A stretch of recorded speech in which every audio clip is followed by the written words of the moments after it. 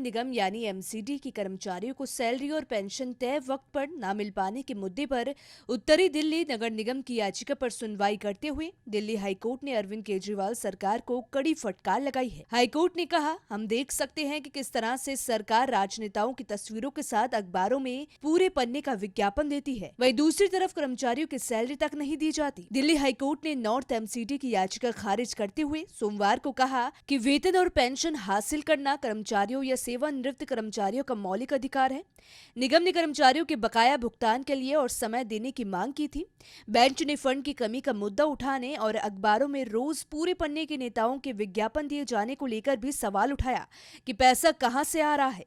इस समय प्रचार पर पैसे खर्च किए जा रहे हैं, क्या ये अपराध नहीं है? इन कर्मचारियों को वेतन का भुगतान कर देने से आपकी ख्याति और बढ़ेगी।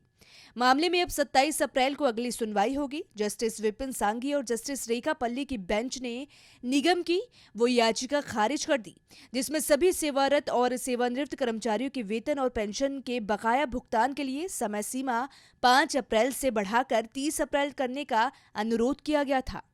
अदालत ने कहा था कि वेतन और पेंशन पाना कर्मचारियों का मौलिक अधिकार है। ये संविधान के अंतर्गत जीवन और आजादी के अधिकार के तहत आता है, इसलिए हम ऐसा कोई आदेश जारी नहीं करना चाहते जिससे कर्मचारियों के अधिकारों का उल्लंघन हो। हाईकोर्ट ने कहा है कि फंड उपलब्ध नहीं होना वेतन और पेंशन समय पर नहीं देने का आधार नहीं हो सकता। निगम ने कर्मचारियों को अपनी सेवाएं देने के लिए नियुक्त किया है। ये निगम पर है कि वो अपने कर्मचारियों को भुगतान का रास्ता तलाश करे।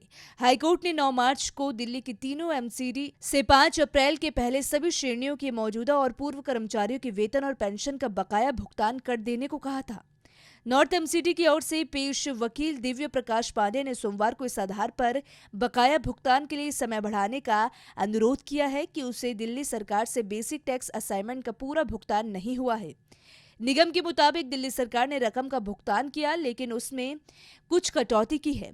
दिल्ली सरकार की तरफ से पेश सीनियर एडवोकेट संदीप सेठी ने कहा है कि ये इकलौती सरकार है जिसे एमसीडी को भुगतान करने के लिए केंद्र से रकम नहीं मिलती और उन्हें खुद ही इसके लिए रकम की व्यवस्था करनी पड़ती है। बता दें कि दिल्ली सरकार के संशोधित अनुमान के तहत बीटीए के तौर पर वित्तीय वर्ष 2020-2021 के दौरान एडीएमसी को 874.8 करोड़ रुपए, एसडीएमसी को 405.2 करोड़ रुपए और उत्तरी दिल्ली नगर निगम को 774.8 करोड़ रुपए दिए जाने हैं। इस मुद्दे को लेकर दिल्ली की आम आदमी पार्टी सरकार और भाजपा में जमकर बवाल हो रहा है।